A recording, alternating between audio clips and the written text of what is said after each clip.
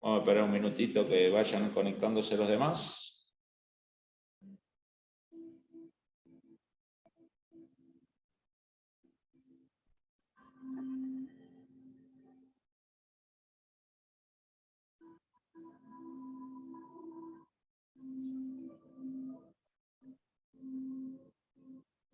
Bueno, arrancamos. Buenos días a todos, saludos desde la UCEMA y desde la Cátedra Brasil de la Universidad UCEMA.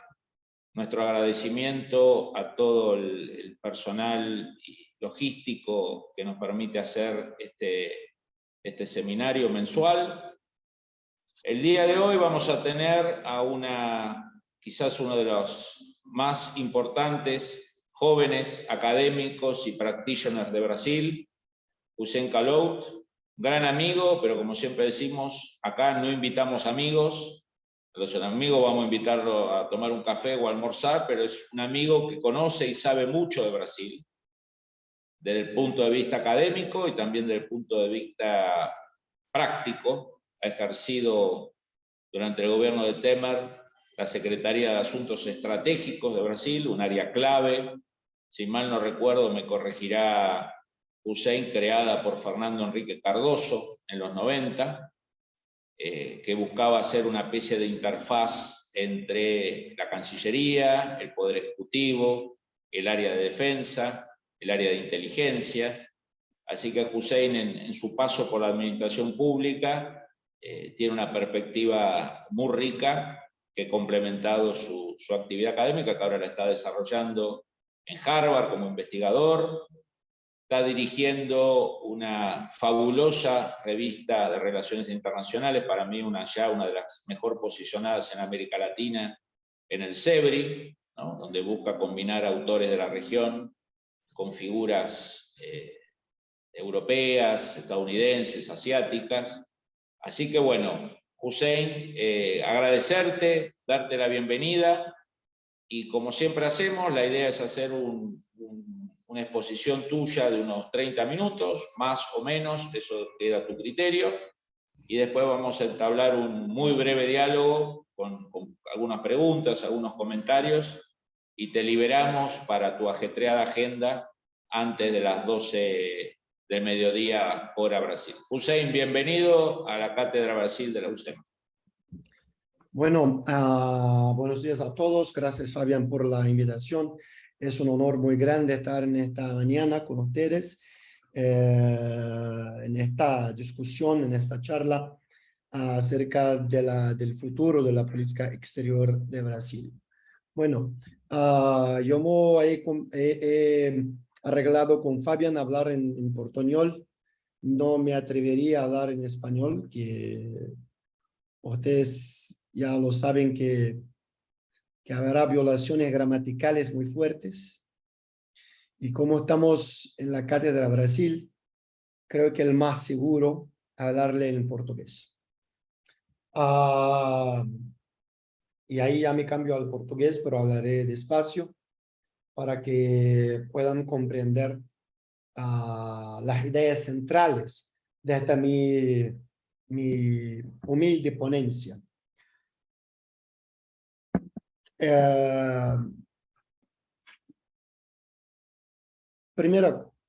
Primeira coisa que é preciso compreender é que o Brasil estará diante de um desafio internacional tremendo, um desafio internacional que vai exigir do país uma reformulação e uma remodelação de sua doutrina de política exterior. O governo Bolsonaro, na verdade, ele buscou demolir uma doutrina de política externa conhecida ao largo de 2 séculos. Desde a independência do Brasil, nesse ano comemoramos o bicentenário da independência, o Brasil buscou modular uma política exterior, ainda sob diferentes governos, civis ou militares, direita ou esquerda, baseada em princípios muito sólidos, baseada em premissas muito bem construídas, é um corolário doutrinário em que todos os governos, independentemente de sua coloração ideológica ou política, procuraram preservar. E o Bolsonaro e sua política externa rompem com essas premissas basilares. Na América Latina, por exemplo, nós sempre defendemos o princípio da não intervenção armada em países independentes e soberanos. Ainda que discordemos dos regimes políticos, o Brasil nunca foi um país favorável para que haja uma interferência militar extra-regional dentro dos temas regionais. E quando o Bolsonaro, ainda que haja discordância com o governo da Venezuela ou com o presidente da Venezuela, ao Brasil propor a possibilidade de uma intervenção armada para um modelo de um regime change, isso significa uma ruptura paradigmática nos cânones da política externa. Então, isso é muito importante ser entendido. É uma questão de princípios estruturais que modulam a nossa política exterior. Portanto, no pós-Bolsonaro, o Brasil terá por obrigação reorganizar os eixos de sua política exterior. Se o Bolsonaro vencer a eleição, nós seguiremos isolados no mundo. O Brasil, o fato é que o Brasil está isolado em múltiplos tabuleiros internacionais, seja no contexto regional, seja no contexto multilateral, seja no contexto europeu, seja no contexto hemisférico, em múltiplos tabuleiros, o Brasil hoje reduziu a sua capacidade de atuação. Porque relações internacionais e política exterior tem muito a ver com credibilidade. Quanto maior a credibilidade do governo, quanto maior a estabilidade do governo, maior o melhor política exterior você será apto a construir nas relações internacionais. Mas um governo de baixa credibilidade sempre terá limitações de navegar em diferentes tabuleiros internacionais. Veja o caso da Rússia agora. Ou veja o caso de outros regimes autoritários. Então, é muito importante ter essa clareza. E por que para um país como o Brasil é fundamental ter credibilidade? Porque, apesar da nossa dimensão, o Brasil tem recursos de poder limitados.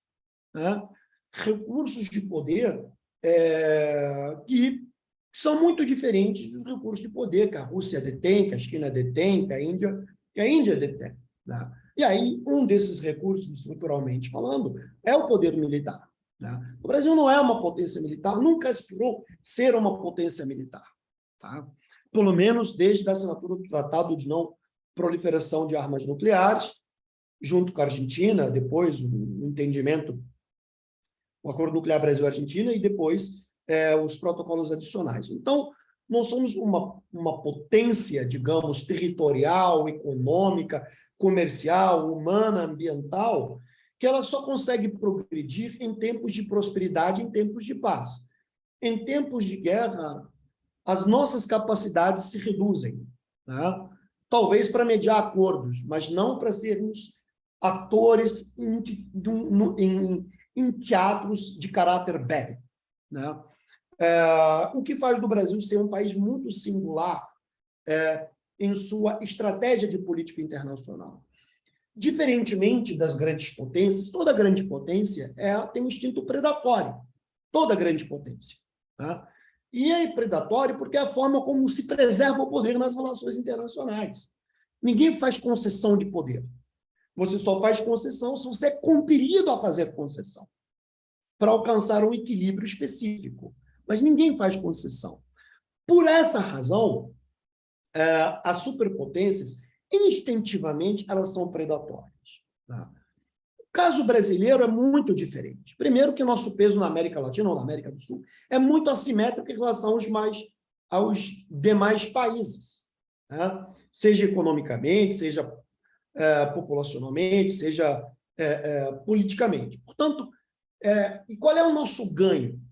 Nós entendemos que o Brasil, ser um indutor do desenvolvimento, melhor ajuda as nossas capacidades.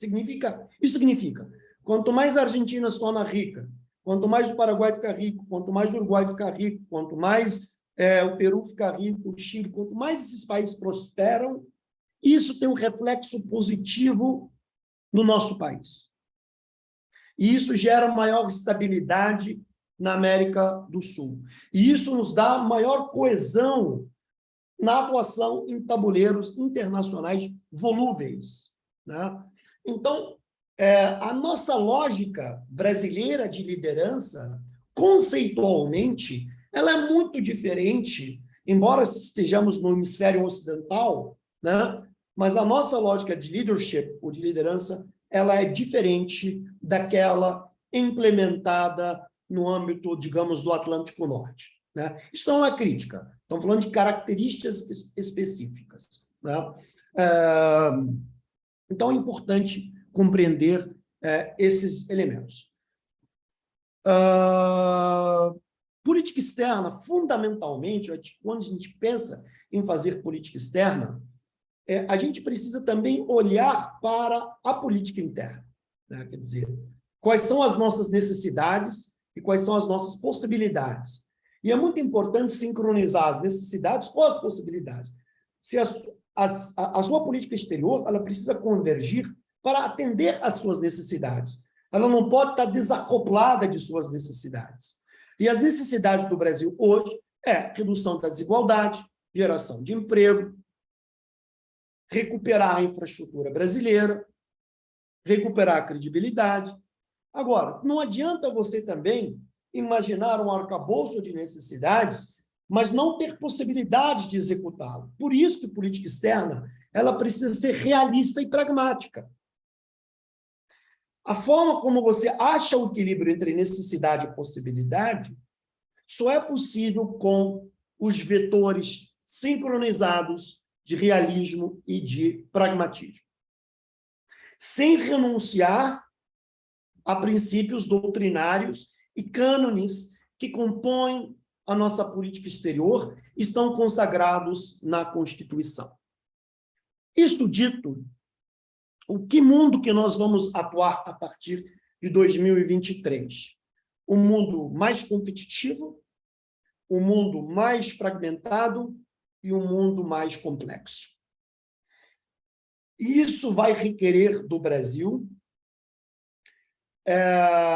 redesenhar as suas prioridades internacionais. E, ao meu ver, a primeira prioridade é a prioridade regional, América Latina ou América do Sul, tá? Eu faço uma distinção entre a América Latina e a América do Sul, porque isso é muito importante. A América Latina tem muito mais a ver com digamos, uma identidade sociocultural que nos une, né? A partir da nossa ancestralidade, a partir da Península Ibérica. A América do Sul é um espaço geográfico estratégico, porque você tem países não latino-americanos na América do Sul, como, por exemplo, o próprio Suriname, com o qual o Brasil tem fronteira. Então, é muito importante entender essas duas dimensões, né? E eu gosto de pensar a partir do vetor geoestratégico, porque, vamos ser realistas, o Brasil tem uma grande, digamos assim, identidade latino-americana com a República Dominicana, com a Costa Rica. Mas, na prática real, o Brasil não é capaz de influenciar nem a República Dominicana, nem a Costa Rica, que são muito mais suscetíveis à influência dos Estados Unidos, porque a economia desses países é muito mais interconectada à economia dos Estados Unidos. Então, sim, me une ao Panamá uma identidade sociocultural, com a República Dominicana, enfim, com Costa Rica, mas não uma visão geoestratégica regional, tá? Então, eu acho que o Brasil precisa recompor as suas prioridades no compasso sul-americano, que é a nossa prioridade, deve ser estabilidade, ordem e paz. A América do Sul só vai progredir se tiver estabilidade, só vai se desenvolver se tiver paz. Sem esses elementos, não haverá. E vamos lembrar, quando o Brasil esteve bem, a América do Sul esteve bem. Quando o Brasil e a Argentina estiveram bem, mais países na América do Sul estiveram estáveis e prósperos. E nós precisamos blindar a nossa região de interferências externas cada vez mais crescentes. Né? A rivalidade entre Estados Unidos e China está cada vez mais presente no compasso latino-americano e sul-americano em particular. A influência da Rússia está cada vez mais presente em alguns países sul-americanos. Né? E isso nos interessa como sul-americanos, interessa a nossa estabilidade. Né? Então, é isso que nós temos que pensar. Então, eu acho que a América do Sul deve ser a prioridade máxima. O Brasil, como maior potência regional, e a gente nunca avoca a titulação de potência, porque potência é muito relativo, mas nós entendemos, e essa leitura que nós fazemos, a partir, digamos, de um centro democrático que pensa a política externa, não o bolsonarismo, que a coesão e a integração geram estabilidade e geram previsibilidade nas relações exteriores intrarregionais. Tá? Então, se o Brasil não recuperar a sua capacidade de voltar a ser um indutor do processo de desenvolvimento na América do Sul, o Brasil terá dificuldades de operar em outros tabuleiros internacionais de maior complexidade. Esse é o primeiro ponto. Segundo ponto fundamental, o tema das mudanças climáticas. É um tema que é inescapável hoje na discussão da geopolítica mundial. Então, na geopolítica mundial, não vai se poder mais discutir diversos outros temas, deixando como tema marginalizado ou lateralizado o tema das mudanças climáticas. Então, é um tema que vai se tornar um dos tripés da geopolítica mundial. E a geopolítica mundial vai se movimentar sobre três eixos centrais: a rivalidade sino-americana, as mudanças climáticas e a competição econômico-tecnológica, que se chama hoje Techno-Economy. São esses três pilares que vão modular a nova ordem internacional, que está em processo de transição. Né? Então, o tema das mudanças climáticas para o Brasil é um tema central, inclusive pela nossa condição geográfica de sermos detentores de 60% da floresta amazônica. Tá? Então, isso compele o Brasil a ter que atuar de forma mais responsável dentro dessa discussão. Tá? E também de construir consensos internacionais em torno da proteção da biodiversidade e do meio ambiente. Só que o Brasil sozinho, eu acho, apesar de ter um peso muito específico, de ser uma potência climática, a melhor forma de fazê-lo é com os países sul-americanos, que também têm floresta amazônica, mas também aqueles que não têm. Então, qualquer mudança do clima, ela impacta mais a Argentina, que é nosso vizinho, do que um país ao Atlântico Norte, do que a Europa.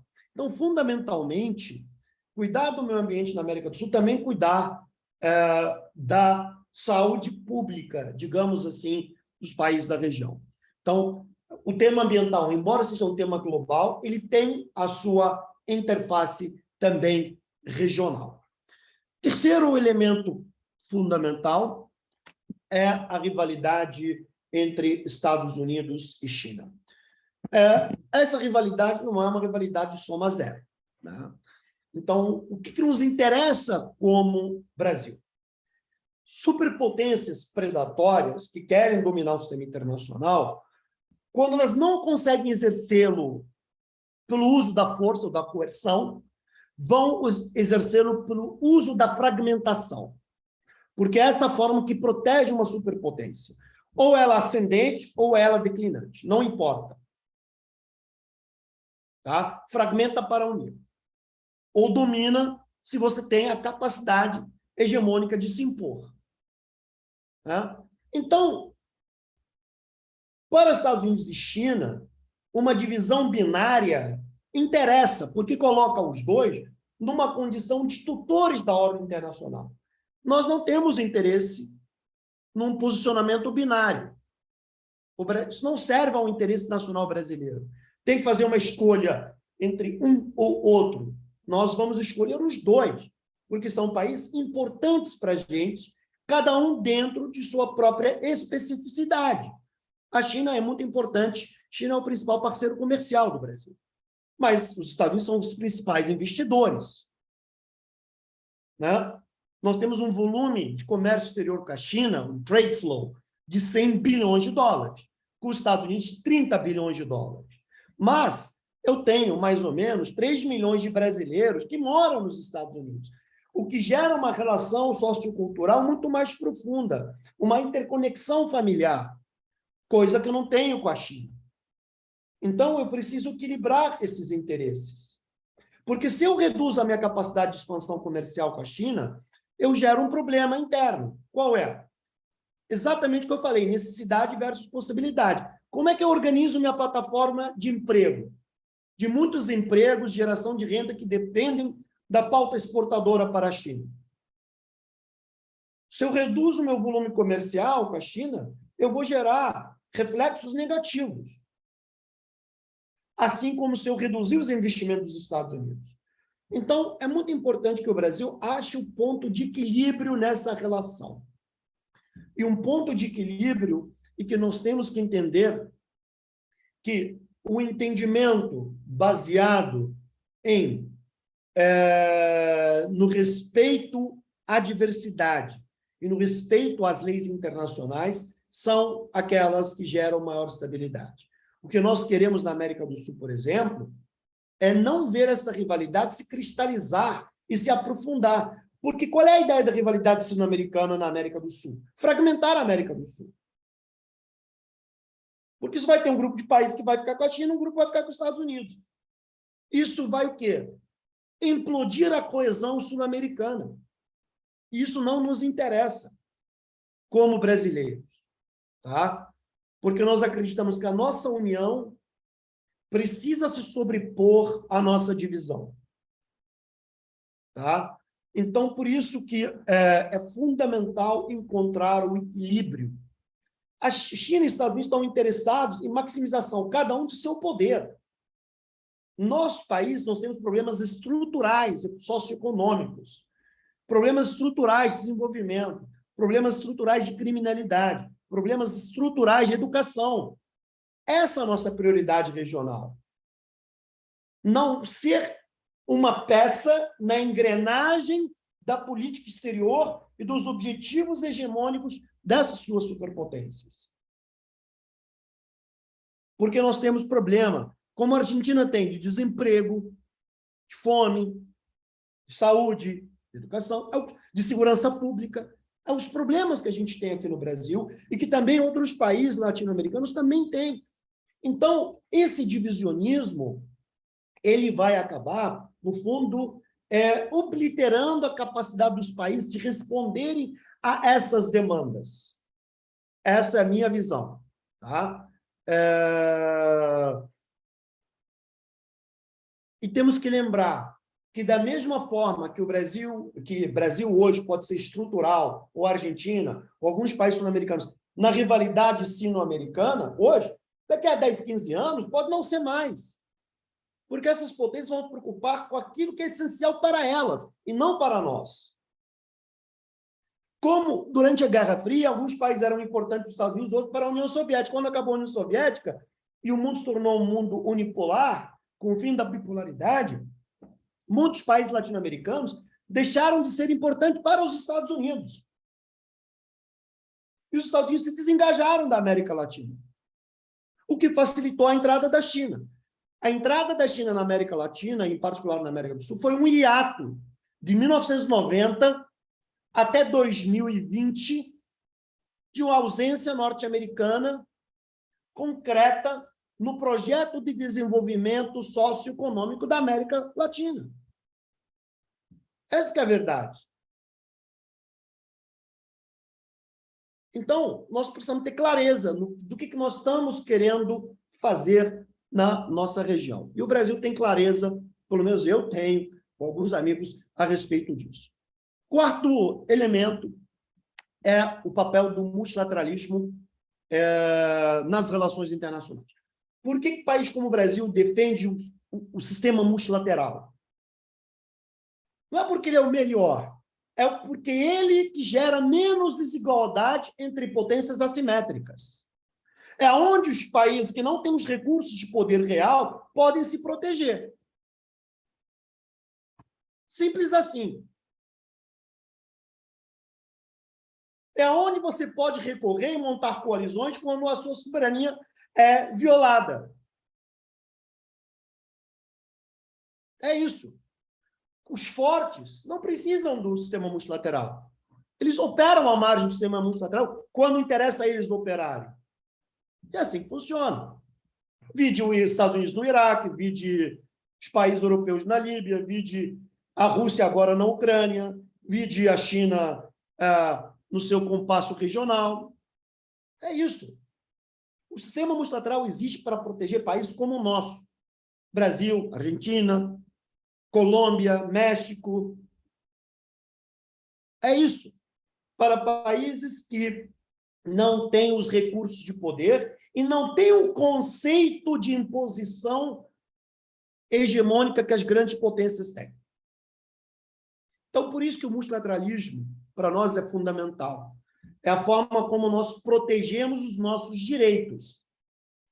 E protegemos um sistema internacional minimamente equilibrado. Por isso que o Brasil insistiu muito na rodada Doha, no âmbito da Organização Mundial do Comércio, porque ela garantia condições de competitividade menos assimétricas entre ricos e pobres. É só isso. Condições menos assimétricas. Não é igual. Igual não vai ser. Só precisa ser menos assimétrico. Entende? Quando a gente postula uma renovação do Conselho de Segurança, ampliação, é para tentar democratizar, é para tirar o Conselho do imobilismo. Mas eu, pessoalmente, não acho que tem que haver expansão necessariamente. A forma de você melhorar a democratização é eliminar o poder de veto. Primeira coisa. Depois, ampliar a representatividade. Por que adianta ampliar a representatividade de 15 para 25 membros do poder de veto seguir? O que mudaria em termos hoje de votação sobre Ucrânia? Nada. Ia ter 20 votos contra 5 e um veto. Não daria nada. Entende? Então, eu acho que o que vai dar maior equilíbrio na minha visão, a eliminação do poder de veto. Depois, a expansão representativa. Mas só a expansão representativa, sem eliminar o poder de veto, não, na verdade, não altera o resultado final da equação quando se trata de segurança e paz internacional e da demanda de força das grandes potências. Tá? Então, esse é o quarto ponto. Quinto ponto, eu acho que o comércio internacional. No âmbito do comércio internacional, insere-se o Mercosul, insere-se os acordos comerciais, insere-se os acordos interregionais com o Mercosul e a União Europeia. Então, nós somos países produtores de commodities, Brasil, Argentina, é isso. Nós somos um país, embora o Brasil tenha tecnologia de ponta, mas ela é uma tecnologia de ponta concentrada em algumas áreas. Ela não é transversal. Então, nós somos um país essencialmente produtor de commodities, com desenvolvimento tecnológico em alguns segmentos, não em todos. Nós somos um país exportador de serviços. Tá? Então, o comércio ele é vital na nossa equação socioeconômica. E através do sistema do comércio internacional equilibrado, menos assimétrico, é que a gente garante a implementação de possibilidades, que é a redução da desigualdade, geração de renda e emprego. Tá? Muito bem. Óbvio que naquilo que diz respeito ao comércio internacional, eu acho que o Brasil é uma economia capitalista, não há dúvida quanto a isso, é uma economia, em certos aspectos, liberais, em alguns segmentos, mais protecionista em outros. Isso reflete muito também a nossa matriz econômica histórica. Vamos lembrar, nós somos um país que tem 500 anos de existência, mas em que praticamente durante 400 anos foi um país escravocrata. Entende? Então, isso tem um peso muito grande no nosso processo de desigualdade e no nosso processo também deseducacional, tá? Que é um processo lento, é uma mudança geracional. E a política externa, ela precisa refletir a demanda da sociedade moderna hoje. Ela não pode ser uma política externa baseada em vetores ultrapassados. Porque quando você formula a política exterior, você tem que levar em consideração os cânones da política externa, a sua doutrina, princípios, paradigmas, mas precisa olhar o presente. E os eixos precisam ser modelados em conformidade com o presente. Não adianta pegar a política exterior de 20 anos atrás e tentar reproduzi-la hoje, porque o cenário de hoje ele é muito diferente de 20 anos atrás. Não tinha guerra da Ucrânia, não tinha Covid, não tinha o acordo do Mercosul-União Europeia, entendem? Então, o cenário mudou. E razão pela qual uma nova política exterior brasileira ela vai exigir uma atualização doutrinária, um aperfeiçoamento dos cânones e uma nova estratégia de inserção internacional que precisa levar em consideração América do Sul, meio ambiente, rivalidade entre China e Estados Unidos, a importância do sistema multilateral e a dinâmica do comércio internacional, sob o prisma da techno-economy, porque cada vez a tecnologia e a economia serão vetores interconectados na competitividade das cadeias de valor internacional. Bom, Fábio, eu fico por aqui. Eu falei durante exatamente 28 minutos. Devolvo 2 minutos para você e aí a gente vai para as perguntas. Qué precisión, Hussein. Dijimos 30 y clavaste en 28. Impresionante, impresionante. Bueno, Hussein, clarísimo tu tipología. Creo que los 5 puntos ayudan mucho a pensar corto y mediano y especialmente en largo plazo. Algunos comentarios que espero tu feedback, Hussein. Lo primero es la preocupación que uno tiene como académico, como practitioner durante muchos años, de ver cómo la relación Argentina-Brasil se transformó en un vínculo muy ligado a temas domésticos o a juegos para la tribuna, como decimos, ¿no? El kirchnerismo no hablando con Lula, no hablando con Bolsonaro porque es autoritario, pero reuniéndose y elogiando a Raúl Castro, digamos, ¿no? Estándares de que es autoritario, que no es autoritario, bastante llamativo. Kirchnerismo con vínculo con Irán, con Putin, con Xi Jinping, con Cuba, pero no habla con Bolsonaro porque es autoritario, ¿no? Un discurso bastante esquizofrénico, hipócrita. Y por otro lado, el gobierno de Bolsonaro usando a la Argentina del periodo kirchnerista como ejemplo de lo que no hay que hacer. Digo, más allá de las verdades o exageraciones que haya, dos posturas que rompen totalmente la premisa del realismo, ¿no? Esta idea de la relación con los estados, especialmente cuando son vecinos y tienen una interdependencia económica, societal y geopolítica tan fuerte, hay que tratar de no mezclarla con cosas domésticas digamos, poco relevantes, ¿no? Entonces, primera reflexión que te quiero hacer es cómo ves estos desafortunados años, ¿no? Donde los presidentes no hablan, donde los cancilleres no hablan, y donde una relación bilateral tan importante quedó en manos del embajador Scioli, de los empresarios y de algunas líneas burocráticas. Eventualmente, digamos, ¿cómo ves este corto plazo que queda todavía?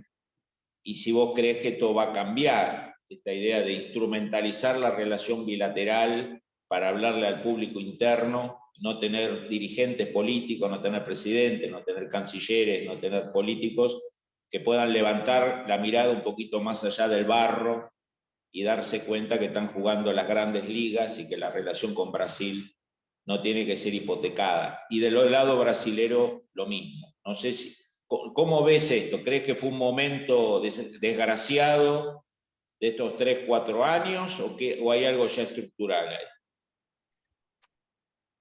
Fabian, eu acho que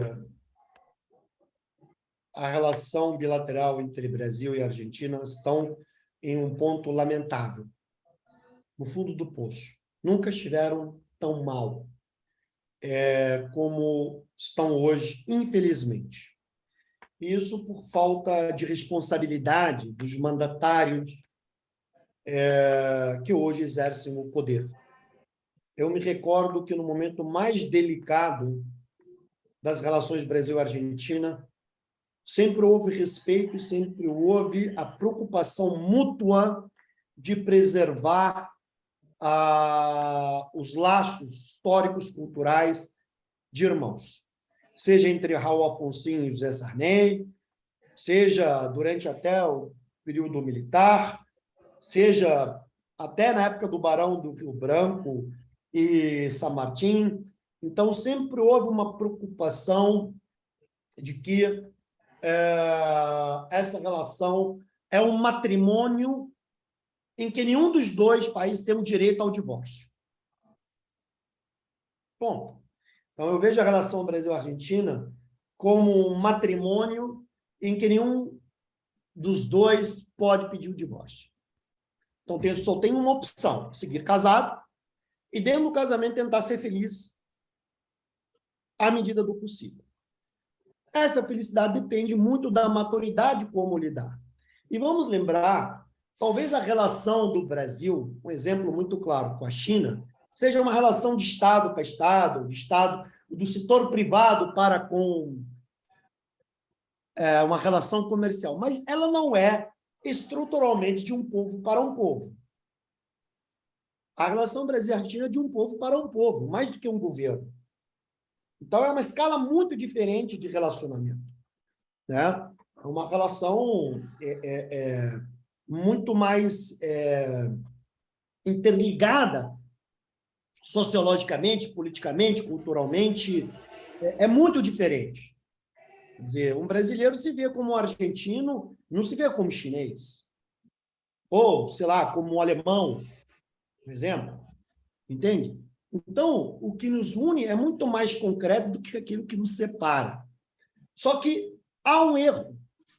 E o erro eu sempre advoguei que o Brasil deveria ter uma política na América do Sul não ideológica. As nossas preferências na América do Sul não podem ser sobre direita e esquerda.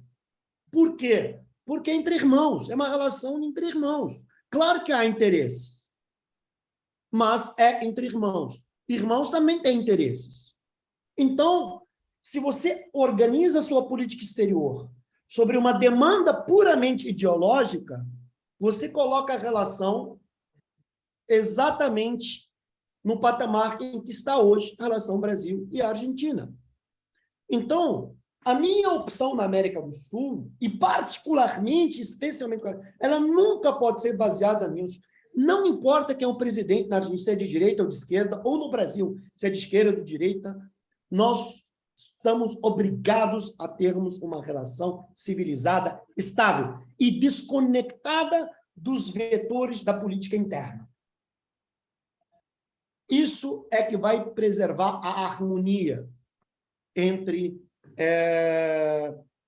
os dois países.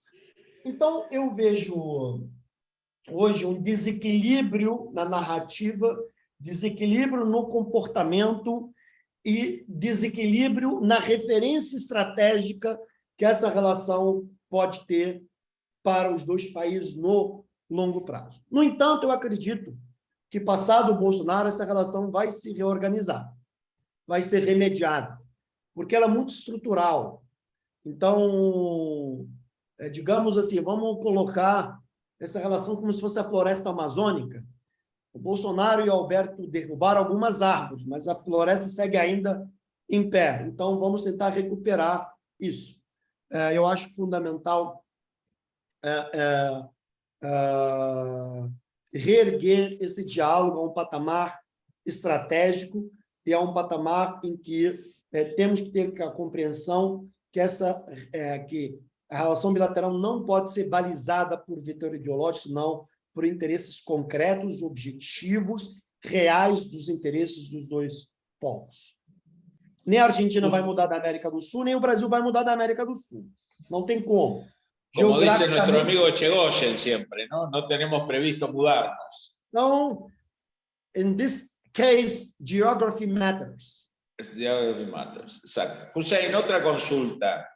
El otro día estábamos hablando con Roberto Russell, el tema de lo que parece ser, o es, me parece, una creciente divergencia estructural de categoría entre Argentina y Brasil. Un Brasil que seguramente el año que viene va a volver a hacer un muy fuerte lobby por una banca en Naciones Unidas, en el Consejo Permanente, apoyada esa idea con la referencia al pasar que hizo Biden, de que si se amplía el Consejo de Seguridad debería apuntar a una banca de América Latina y otra de África.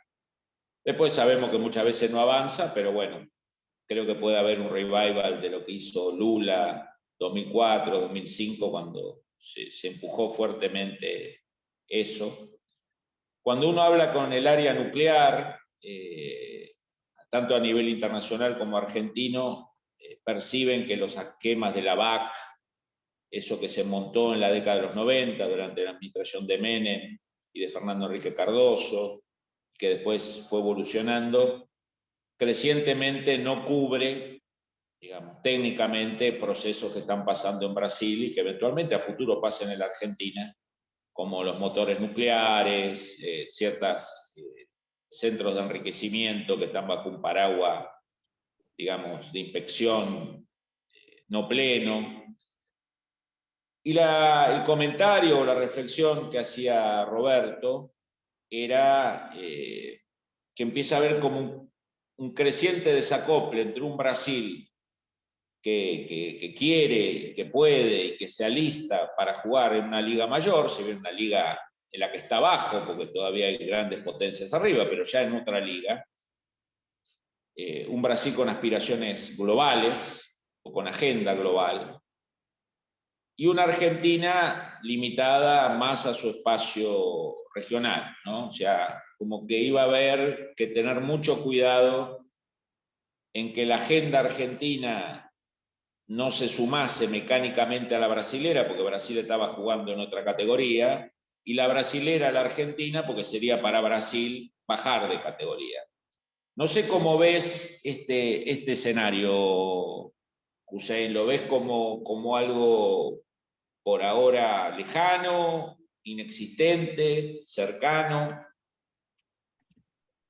Fabiano, eu acho que não é uma questão em que liga você opera, em qual patamar você pode estar, digamos,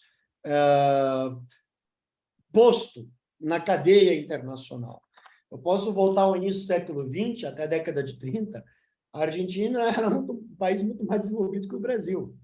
Quer dizer, a Argentina jogava uma liga muito diferente daquela que o Brasil jogava. O PIB argentino era muito maior, o nível educacional argentino era muito maior. Acho que a questão central, na minha visão, não é essa. Eu acho que hoje existem potencialidades dos países. Cada país precisa saber trabalhar as suas potencialidades. A Coreia do Sul, um país muito menor, mas está mais rico que a Argentina hoje. Menos populoso, mais desenvolvido. E hoje, em termos de desenvolvimento tecnológico e equilíbrio econômico, está ali o tamanho do Brasil. Então, o fundamental, eu acho, é como você equilibra e desenvolve as suas potencialidades. As potencialidades é que vão determinar o seu peso gravitacional nas relações internacionais. E as suas potencialidades, da forma que elas são impulsionadas, elas determinam a sua amplitude nos tabuleiros. Agora, a gente precisa reconhecer também as nossas limitações e saber ranquear as nossas prioridades. Não dá para jogar em todos os tabuleiros, não dá para jogar de forma simultânea em todos, e não dá para botar todos como prioridade. Então, como é que organiza essa prioridade. Eu vejo o Brasil jogando em tabuleiro de forma específica, em conformidade com o seu peso. Eu vejo o Brasil jogar em outros tabuleiros em defesa coletiva na região. E eu vejo o Brasil jogando junto com a Argentina ou outros, em outros tabuleiros, de forma coordenada. Uma coisa não anula a outra. Tá? Então, o Brasil e a Argentina podem jogar junto em tabuleiros, sincronizando suas estratégias e seus interesses. Em outros, o Brasil terá maior capacidade de chegada do que a Argentina, mas o Brasil pode ajudar. Um exemplo concreto, vamos lá, muito concreto. O Brasil tem maior potencial hoje de explorar, digamos, a sua capacidade de exportação para a África, mais do que a Argentina. Temos uma rede de embaixadas maior, temos uma relação maior, então nós temos maior alcance. Agora, nós podemos fazer a Argentina se beneficiar disso, tá? Levar uma pauta de exportação conjunta para lá. Então, nesse tabuleiro, o Brasil pode jogar para beneficiar a região e a Argentina em particular. Por exemplo, tem tabuleiros que podemos jogar juntos, Mercosul e União Europeia, por exemplo. Ou o OMC, ou matéria, sei lá, de segurança internacional, quando se tratar de não proliferação nuclear. Só que tem tabuleiros que o peso é assimétrico. E aí, isso também faz com que cada país opte, por exemplo, quando a gente vai para temas climáticos, a gente pode jogar em conformidade com o interesse da nossa região, de um país específico, mas também em conformidade com o interesse específico do Brasil. Então, não vejo esses elementos como elementos que se anulam. Assim como a Argentina tem a capacidade de jogar alguns tabuleiros com o Brasil, outros ela pode jogar sozinha, entendeu? Em conformidade com as potencialidades da Argentina. O que eu acho que é importante nessa equação? É Brasil e Argentina conseguirem sincronizar as suas potencialidades. Porque se conseguimos sincronizar essas potencialidades, o benefício é mútuo. E nós nunca vamos se encaminhar a um momento de rivalidade. O momento de rivalidade é muito ruim. Entendeu? Quer dizer, nós conseguimos superar a rivalidade nuclear, a rivalidade comercial. Só do futebol que não, mas isso é sadio. Nas outras coisas, conseguimos ultrapassar rivalidades táticas. Entendeu? Não eram rivalidades estratégicas, rivalidades táticas. Isso é fundamental. Né? Agora, se a gente olhar de forma objetiva, a reforma do Conselho de Segurança. É claro que um futuro governo, se o Lula vencer a eleição, pode vir com essa agenda de novo. Só que o mais importante não é vir com a agenda de novo, é saber colocar a agenda de forma que gere uma discussão equilibrada. E não ser uma campanha, digamos, inócua para compor o Conselho de Segurança. Porque aquela conjuntura não existe mais hoje. Tem um outro fundamento. O Brasil se associou ao G4. Brasil, Índia, Alemanha e Japão, para entrar no Conselho. Hoje, há um veto. A China não apoia a entrada do Japão. Então, se o Brasil quiser entrar no Conselho, se tiver no G4, não vai entrar. Então, isso vai requerer uma revisão do posicionamento do Brasil. Naquele momento, a China não era explícita quanto ao veto japonês. Hoje, a China é mais explícita. Por quê? Porque a China hoje avoca o direito de ser reconhecida como uma potência mundial, como uma superpotência internacional. Então, hoje, ela tem maiores condições de impor um veto mais, digamos, incisivo ao Japão. 20 anos atrás, não. A China tinha cuidado. Ela não demandava ser reconhecida como uma superpotência internacional. Então, isso é fundamental entender. Entende? Então, naquele momento, era apropriado para o Brasil estar dentro dessa equação. Daqui para frente, esse arranjo já não serve mais, porque a condição da China mudou e a nossa postulação não se encaixa mais na engrenagem. E também, junto com a Índia, os chineses não querem os indianos, porque a Índia há um tensionamento muito grande securitário entre Índia e China na fronteira, uma mobilização de forças armadas, um estado de alerta quase nível vermelho. Então, o tensionamento indo-chinês também prejudica essa arquitetura do G4. Então, como é que eu consigo ver? Que o Brasil hoje só tem um parceiro, a Alemanha. Que aí, estando com a Alemanha, nós não teremos nem o veto chinês e russo, e tampouco o veto americano, francês e britânico. Y el ruso, ¿no? ¿Ah? Rusia no creo que esté apoyando a Alemania en este contexto. Não sei, mas a Rússia tem uma visão muito diferente sobre a Alemanha vis-à-vis a França ou o Reino Unido. Tá? Agora, mas é um arranjo que precisa ser redesenhado, entende?